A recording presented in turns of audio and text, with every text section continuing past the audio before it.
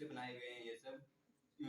और इन्हें चिपकाने के लिए फेविकॉल का यूज किया गया है। और इन पे जो ये कलर किया गया है ये हमने किया है वाटर कलर। इन सबको मिला के लगभग कॉस्ट इसकी 200 से 250 रुपए तक। कैंची, ग्लू और कलर, इन सबको मिला के इसका यूज आएगा। अगर ये सब आपको नहीं मिलते हैं तो इन सबको मिला के इतना कॉस्ट आएगा, वरना गत्ते का तो कोई कॉस्ट है नहीं। इतने सस्ते कॉस्ट में हम ये सब आपको दिखा सकते हैं। इसमें मस्तिष्क जो होता है हमारा 3 भागों में विभाजित रहता है, अग्र मस्तिष्क, मध्य मस्तिष्क और पश्चिम मस्तिष्क। लेकिन हमने फोकस इसमें मेनली अग्र मस्तिष्क के सेरेब्रम पे कर रखा है। जो सेरेब्रम होता है वो 2 हेमिस्फीयर में बटा रहता है, लेकिन हमने हर हेमिस्फीयर पे 4-4 लोब होते हैं। तो हमने इस पे हर हेमिस्फीयर के 4 लोब्स के बारे में बताया गया है।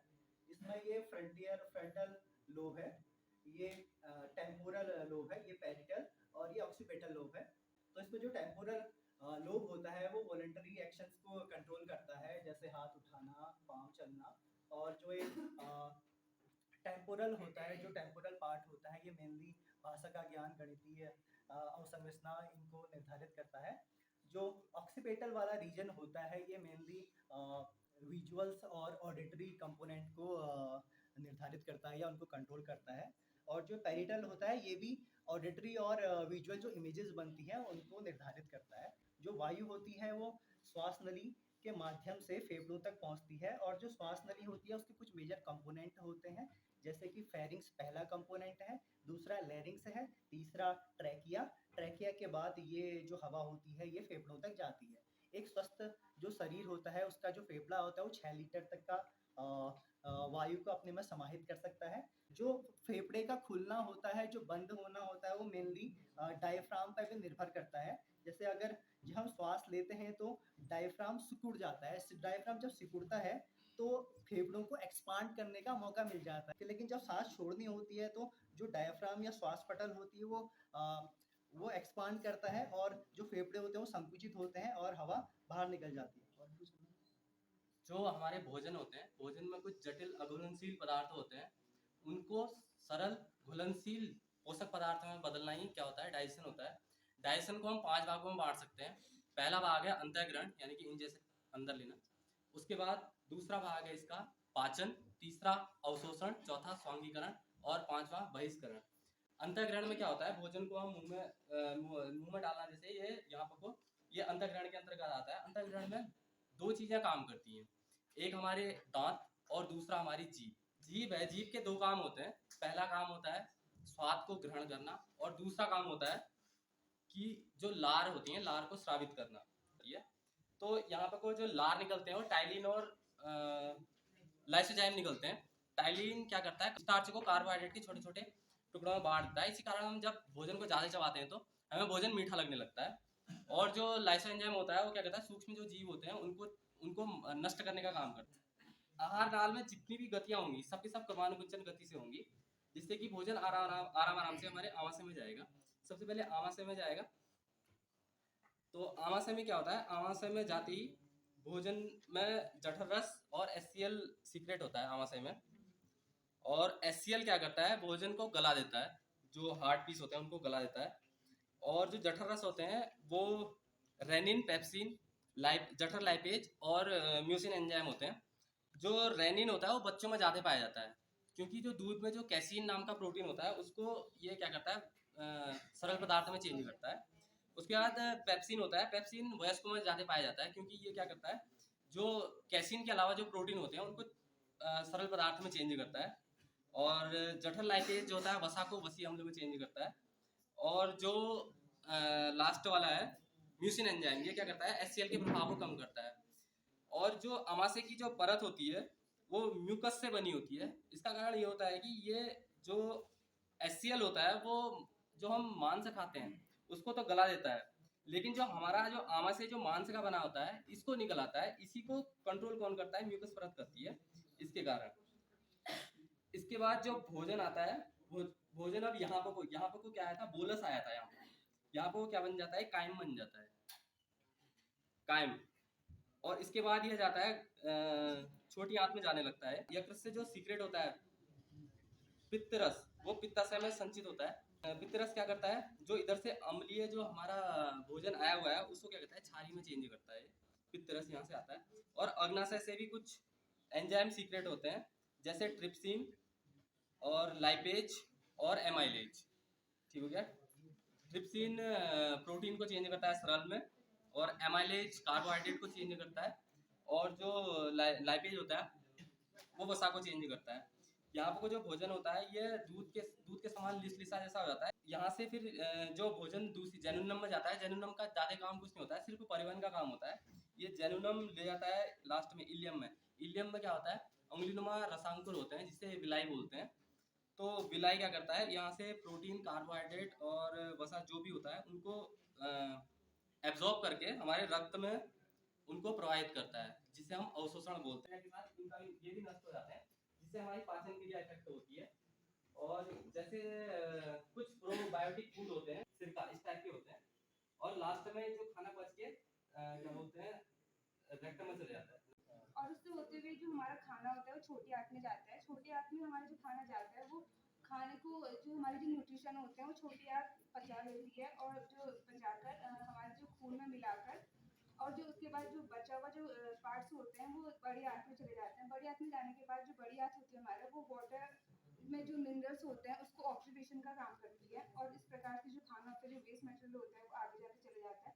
और जो हमारी जो 2 किडनियाँ होती हैं, यहाँ पर जो 2 किडनीज होती हैं, वो हमारे जो क्या कहते हैं ब्लड होता है उसको फिल्ट्रेशन का काम करती है। फिल्ट्रेट होके ब्लड हमारे हार्ट में जाता है, और हार्ट में जाके पंप के थ्रू पूरी बॉडी में फ्लो होता है। नए तरीके से सोचने का एक तरीका है। बच्चों को अपने आसपास की चीजों से जोड़ने के लिए हम ज्यादा से ज्यादा एक्टिविटी कराएंगे तो बच्चे विज्ञान विषय में भी रुचि लेंगे। जब हमें भूख लगती है ना, तो जब हमें भूख लगती है तो खाली पेट होता है, तो उसी की वजह से हमारे पेट में चुभन होती है। उसके आगे जब हम चलते हैं, जब हम जाते हैं तो वहाँ पे एक जठर ग्रंथि होती है जो कि जठर रस बनाती है।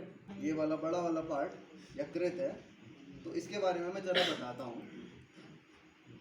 एक बार एक चूहा होता है, तो साइंटिस्ट क्या करते हैं, चूहे का जो लीवर होता है उसका 70% भाग काट के अलग कर देते हैं। सोचो क्या हुआ होगा उस चूहे पे, क्या चूहा मर गया होगा? रीजनरेट होता है। तो वैज्ञानिकों ने देखा कि 2 हफ्ते के बाद उसका लीवर पूरा दोबारा 100% हो गया था, यानी कि जितना भाग अलग हो गया था वो दोबारा से जनरेट हो गया था।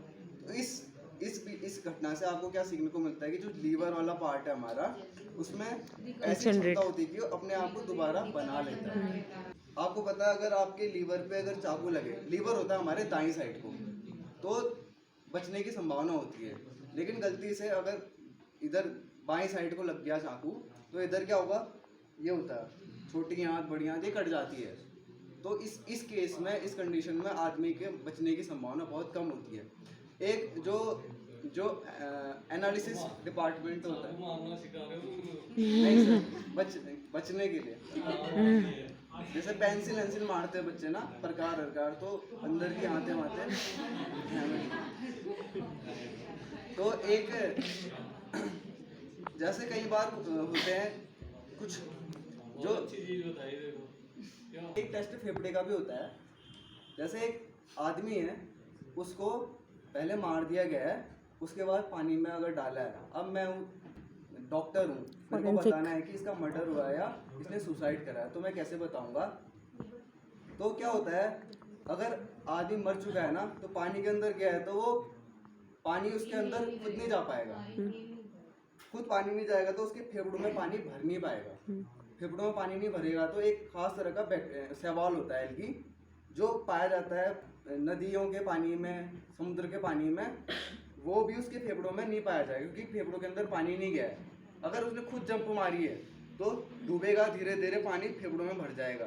तो वो खास तरह का जो एल्गी है वो भी उसके फेफड़ों में पाया जाता है। तो इस तरह से जो डॉक्टर है वे बता देता है पोस्टमार्टम करके कि इसको पहले मार के डुबाया गया है या इसने खुद छलांग मार के खुद सुसाइड करा है।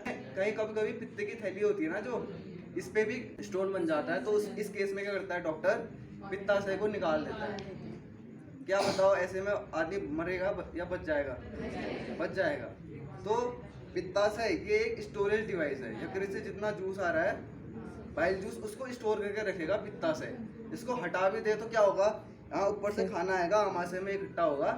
तो यहाँ से पहले तो इस पर टंकी थी पित्ताशय, तो धीरे धीरे धीरे धीरे जैसे पानी यहाँ से खाना आएगा तो खाने के हिसाब से बाइल जूस मिलते रहेगा उसमें। लेकिन अब हटा दिया ऑपरेशन से, तो लगातार धीरे धीरे एक एक बूंद तो आते रहता है यकृत से।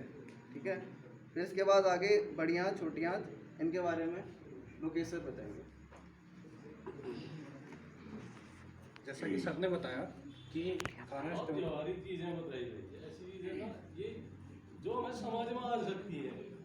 क्यों? और डॉक्टर को क्या क्या बताएगा भाई? डॉक्टर तो स्पेशलाइजेशन कोई किडनी आते हैं, इनको छोटी आंत और बड़ी आंत क्यों बोलते हैं?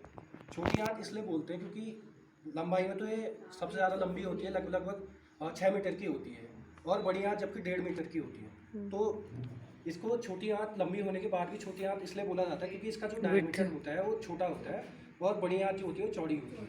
जब खाना छोटी आंत में पहुंचता है तो छोटी आंत में जो एक विलाई अंगुलियों के जैसे स्ट्रक्चर होता है छोटी आंत के अंदर, वो जो खाना होता है उससे जितने भी प्रोटीन, कार्बोहाइड्रेट, एंजाइम, विटामिन वगैरह जो भी चाहिए होते हैं वो सेक्रेट कर लेता है, और उसके बाद खाने को बड़ी आंत में भेज देता है। बड़ी आंत में जब खाना जाएगा तो बड़ी आंत में जो इलेक्ट्रोलाइट्स होते हैं या कुछ वाटर वगैरह बच जाता है, उसको बड़ी आंत एब्जॉर्ब कर लेती है और कुछ टाइम के लिए रेक्टम में उसको स्टोर कर लेती है, और वो एनस से बाहर आता है। बढ़ाई जा रही है, तभी तो आगे पानी के अंदर भी 2-2 मिनट 10 मिनट जिंदा रहेगा। वही है, कोई योगी होते हैं ना। ठीक है, बहुत बढ़िया। मैं हार्ट के बारे में बताऊंगा मेनली, जो स्पेशलिस्ट है। तो सुन लो कुछ चीज़ें आपको इधर पता साइड नहीं का होगी, राइट हार्ट जानकारी हो कहलाता है, जाएगी। इधर वाला लेफ्ट कहलाता है। ये 4 चैम्बर हार्ट होता है हमारा। इसके जो ऊपर के जो अपर चैम्बर जो होते हैं उसको ऑरिकल कहा जाता है, ऊपर के इसको एट्रियम भी कहते हैं, दूसरा नाम इसका। और नीचे के जो 2 होते हैं इनको वेंट्रिकल कहा जाता है। इस प्रकार से 4 भाग हो गए। तो यहाँ वाला जो हो गया राइट ऑरिकल, नीचे वाला राइट वेंट्रिकल, लेफ्ट ऑरिकल और लेफ्ट वेंट्रिकल। इसमें यहाँ पे होती है vena cava, superior vena cava और इंफीरियर वेना कावा होती है। ये वेना कावा का काम क्या होता है कि ये जो शरीर से जितनी भी डीऑक्सीजनेटेड ब्लड अच्छा, है, एक चीज़ ना जैसे बाईपास सर्जरी कहते हैं ना, बाईपास सर्जरी करनी पड़ती है, वो क्या होता है मतलब? सर जो उनकी नर्व होती है ना बीच में, उसमें ब्लड क्लॉटिंग होने लगती है, उनको क्लियर करने के लिए इसमें नाम जैसे आजकल तो स्टैंडिंग होती है ना, एक 3 होते हैं धमनियाँ, 3 होते हैं, तीनों ब्लॉक होगी तो तब जाके बाईपास होता है। अब नहीं तो एक से भी काम चल जाए तो एक ही 2 बंद होगी, एक से ही काम चल जाए तो स्टैंडिंग से काम चल जाता है ना। तीनों अगर बंद होने की कगार पर है तो मेरे ख्याल से तब बाईपास होती है। तो ये वेना कावा में क्या है कि डीऑक्सीजनेटेड ब्लड लाता है। ये डीऑक्सीजनेटेड ब्लड वो होता है जिसमें CO2 की मात्रा बहुत ज़्यादा होती है, ऑक्सीजन की मात्रा कम होती है। तो वेना कावा सबसे पहले लेफ्ट जो हमारा राइट ऑरिकल है यहाँ पे आता है ब्लड उसके बाद राइट वेंट्रिकल में जाता है। यहाँ पे एक वॉल्व होता है, जो वॉल्व होता है वो ब्लड को वापस नहीं जाने देता है किसी को, वो यहीं पर स्टोर हो रहता है।